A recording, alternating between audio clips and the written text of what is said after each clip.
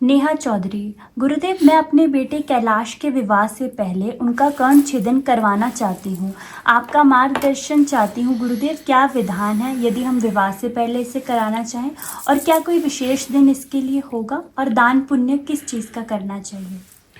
नहीं, ठीक है, विवाह से पहले छिदवा लीजिए तो थोड़ा उमेटने में भी ज़्यादा दिक्कत नहीं होगी। तो पहले से चूँकि कान में एक संघात का अभ्यास हो चुका होगा तो वो ठीक चलेगा। विवाह का इसमें कोई बहुत संदर्भ नहीं है, लेकिन ये तो हम बाल्यकाल में ही, जब बच्चे विद्यार्थी वय में होते हैं, 4 से 6 वर्ष के से लेकर के 9 वर्ष तक, 11 वर्ष तक, 12 वर्ष तक ही कर्ण छेदन करा लें तो जीवन पर्यंत वो बच्चे ठीक रहते हैं। कई बार कम रक्त की आपूर्ति से मस्तिष्क प्रखर नहीं होते, कई बार अधिक रक्त की आपूर्ति से भी मस्तिष्क अवरुद्ध हो जाते हैं।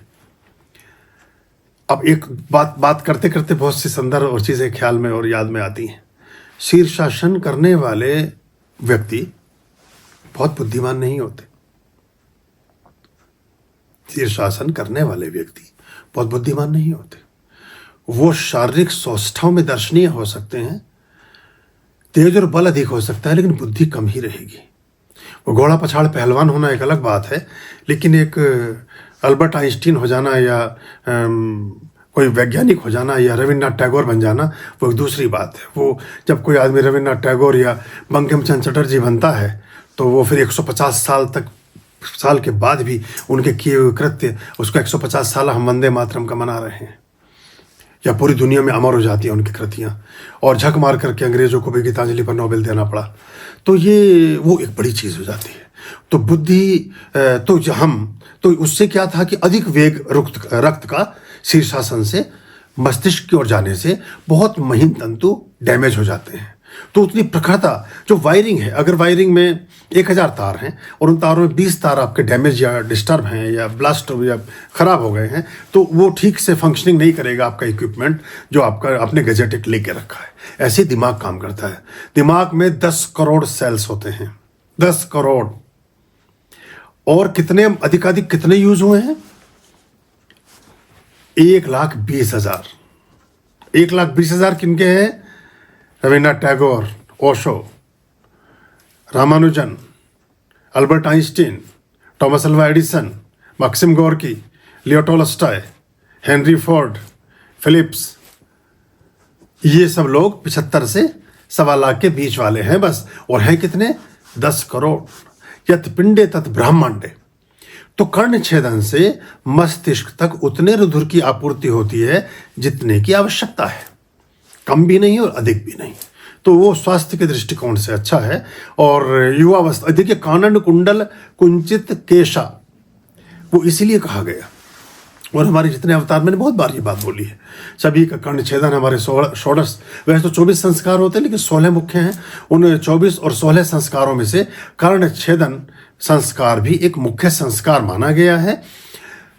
जिन लोगों को आपकी धार्मिक परंपराओं से आपको पृथक करना होता है, वो सीधे सीधे कभी पृथक नहीं करते। आपके शीश को अगर शिखा रहित करना है तो उसके 2 तरीके हैं। एक तो जबरन पकड़कर आपकी चोटी काट दी जाए। अब वो काल तो रहा नहीं, अब वो मुगल बादशाह तो रही नहीं, वो औरंगजेब का ज़माना तो है नहीं कि आपकी मुंडी पकड़ी और चोटी काट दी और जने उतार दिया। वो तो रहा नहीं। अब क्या करेंगे? अब आपके लिए दूसरा तरीका यह है कि फिल्मों के माध्यम से, बाकी चीज़ों से ऐसे नैरेटिव सेट किए जाएं कि चोटी आपके मजाक का कारण बना दिया जाए। वो जितने भी उसमें हास्य कलाकार हैं, उनकी चोटी में मोम लगा के ऊपर को खड़ा कर दो, उन्हें व्यंग्य के पात्र बना दो, उन्हें मजाक का हिस्सा बना दो, उन्हें ऐसे समाज के दीनहीन व्यक्तियों के रूप में प्रदर्शित करो कि वो भ्रष्ट और खराब दिखें, तो लोग उसकी नकल ना करके उसको हटा दें। ऐसे ही कर्ण छेदन के बारे में दूसरी तरह की बातें फैला दो, तो ये पराक्रमी भी नहीं होंगे, स्वस्थ भी नहीं होंगे और बुद्धिमान भी नहीं होंगे। तो जब ये किसी कौम से ऐसे गुणसूत्र कम होते जाएंगे तो उस पर विजय पाना आसान हो जाएगा। बुद्धिमत्ता में, आप बुद्धिमत्ता में डिफीट दे दोगे।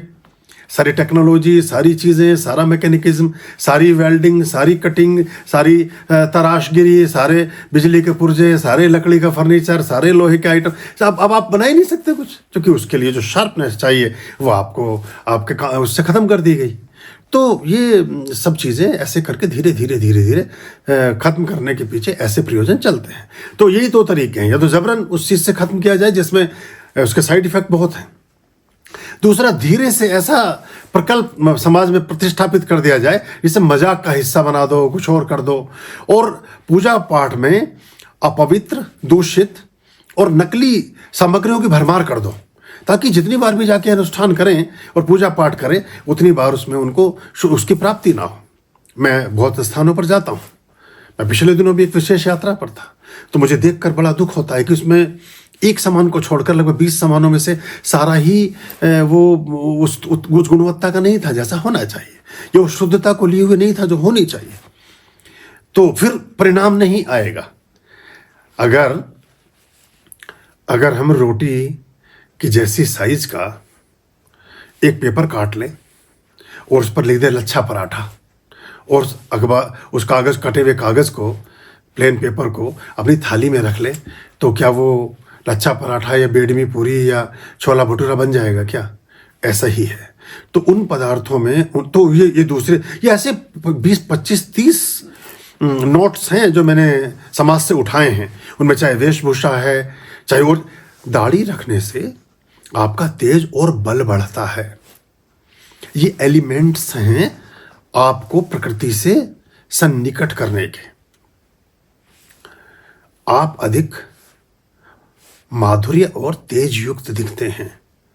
आपका आकर्षण अपने स्वाभाविक स्वरूप में होता है।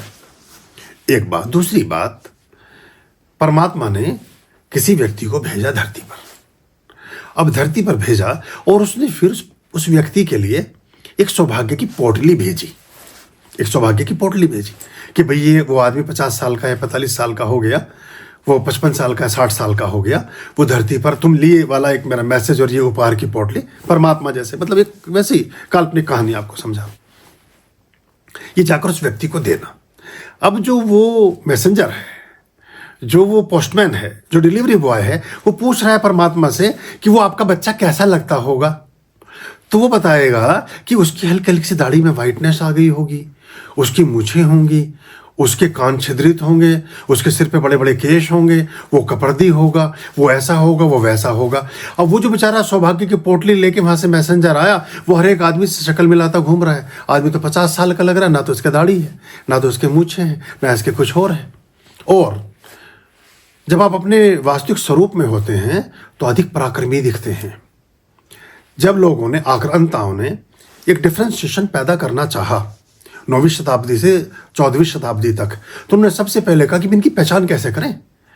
हम भी ऐसे ही, जो अफगान से चले और ये हिंदुस्तान से चले, सब एक ही जैसे हैं। तो पहले ये करो कि गुलाम बनाती, सबसे पहले इनकी दाढ़ी मूछें मूंडो, तो ये अलग दिखाई देंगे बैठे हुए, ये मुंडे हुए अलग नजर आएंगे।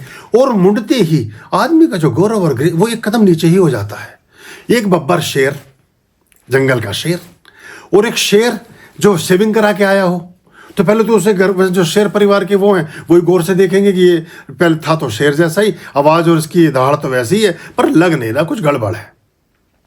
तो उनको फिर आप देखिएगा, ये बड़ी गहरी, जितने साउथ अफ्रीका से गुलाम पकड़े गए उनको सबसे पहले क्लीन सेव किया गया। पश्चिम के देशों में, बर्फीले देशों में, जहां लोग आज भी एक एक महीने बाद ही स्नान करते हैं, वो अपने शरीर की स्वच्छता की क्रियाओं को करने के लिए कागज का, पेपर का, इस तरह की चीजों का प्रयोग करते हैं। उनके साथ समस्या थी कि अगर दाढ़ी बाल रख लेंगे तो उनकी स्किन में वैसी प्रॉब्लम है, क्योंकि वो जिस तरह का खान पान है, मांसाहार, वो सब, तो स्किन में प्रॉब्लम आएगी। तो वो क्लीन सेव आए, उन्होंने अपने जैसा बनाने के लिए कर लिया। उनकी देखा देखी आप भी शुरू हो गए। आपके यहाँ तो नदियों की भरमार है, आपके यहाँ तो जलाशयों की भरमार है, आपके यहाँ तो हर गांव में एक सरोवर है, हर गंगा, कितनी सारी नदियां, कितना सारा सब कुछ। पूरे ऐसे लगभग 100 देश हैं जिनमें कोई जल का स्रोत नहीं है। पूरी दुनिया में आधी दुनिया ऐसी है जहाँ जल का स्रोत ही नहीं है और वैसा मौसम नहीं है। अब फिनलैंड में कोई क्या नहाएगा जब टेम्परेचर -40 है, साल साल भर लोग नहीं नहाते हैं। तो फिर वो उनके लिए मजबूरियां थी, लेकिन हमने देखा देखी सब फिल्मों ने उसको परोस दिया, और फिल्मों ने वो कैरेक्टर परोस दिए, फिल्मों ने चीजें कर दी।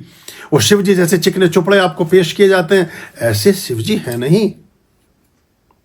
उनकी प्राथमिक अनुभूतियां जो हमारे समदर्शी जो जो संबुद्ध रहस्यदर्शी गुरुओं को हुई हैं, उनके प्राथमिक प्रमाण 8000 से 10,000 वर्ष पूर्व उकेरी गई अजंता एलोरा की केव्स में मिलते हैं, उन गुफाओं में मिलते हैं, एलिफेंटा की गुफाओं में मिलते हैं जो महाराष्ट्र में और औरंगाबाद में है। उसमें जब आप शिव का स्वरूप देखेंगे, जब वो पानी ग्रहण कर रहे हैं पार्वती, तो सब खुद विजिट किया, मैं बिना अनुभव के कोई बात नहीं कहता। जब वो पार्वती का हाथ लेकर के पानी ग्रहण संस्कार कर रहे हैं तो कपड़ती हैं, बहुत भयंकर, उनके दाढ़ी मूछ और पूरा एक उनका बड़ा विकराल स्वरूप है वो उनके, तो वो उस तरह की चीज़ें रही हैं। लेकिन अब सब जगह चित्र वैसे ही मिल रहे हैं। वो अपना अब कहाँ शेविंग कराने गए होंगे शिव जी। और बहुत सारी चीज़ों में तो केश लोचन वैसे ही अशुद्ध माना गया है। बहुत सारे जो परमहंस और ओघर परंपरा के लोग हैं वो एक भी बाल कभी स्वयं नहीं त्यागते, स्वतः ही कोई गिर गया तो अलग बात है, क्योंकि बाल भी ऊर्जा का एक बहुत बड़ा केंद्र होते हैं। बहुत संबुद्ध रहस्यदर्शियों के बालों की बोली लगती है। वो पुरानी कहावत है ना, मुल्ला जी की दाढ़ी तबीजों में चली जाएगी। तो जो गुरुओं के जो बाल हैं उनमें, क्योंकि वो उनके साथ 2 साल 4 साल 1 साल 6 महीने 2 महीने, वो लाखों मंत्रों का दृष्टा है वो बाल, उसे तो वो बहुत बड़ा काम करता है। तो मतलब ये अब ये नहीं कि आप खोजना शुरू कर दें, पर ये भी एक चीज़ थी। तो धीरे धीरे इसलिए उन पेशों को भी उन लोगों ने अपनाया जो आपके धर्म से वास्ता नहीं रखते थे, क्योंकि अगर आपके धर्म का कोई आदमी उस बात की प्रेरणा देगा तो वो करेगा ही नहीं।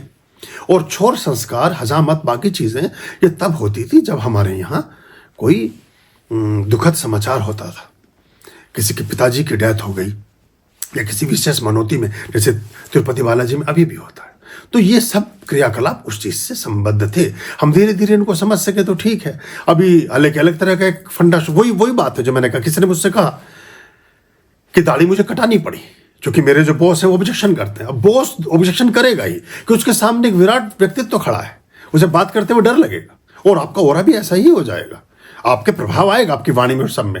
उन्हें बिल्कुल ऐसा एक छिपकली टाइप का बच्चा चाहिए कि जो मर्जी कर दिया और उसे देख करके वो लगे वही प्रभावी है। तो वो सब समाज में चल रहा है। अब सब लोग नहीं भी कर सकते हैं, पर जो कर ले। स्त्रियों में आप कभी एक डाटा इकट्ठा करिएगा, स्त्रियों में हार्ट अटैक की संभावनाएं उन स्त्रियों में अधिक बढ़ रही हैं जो स्त्रियां पुरुषोचित कृत्यों में शामिल हो गई हैं। जैसे वो जॉब कर रही हैं, जैसे बहुत स्ट्रेस में हैं, जैसे बहुत धनोपार्जन कर रही हैं, बड़ी फैक्ट्री कंपनियां चला रही हैं, वही ज़्यादा रोगग्रस्त मिलेंगी, बाकी उतनी रोगग्रस्त नहीं मिलेंगी। और उनकी इंट्यूशन ठीक मिलेगी। क्यों? क्योंकि उनके केश, पूरी दुनिया में महिलाओं के केश होते ही हैं लंबे, वो काटती उनको कम है। उसके काटने से आपकी ऊर्जा का क्षरण होता है, क्योंकि ये आपके सिग्नल्स को रिसीव करने के तंतु हैं। मतलब ये खैर बात कहाँ से चली थी कहाँ पहुँच गई, पर ठीक है, इस सब में भी कुछ ना कुछ आपके लिए संदेश ही है।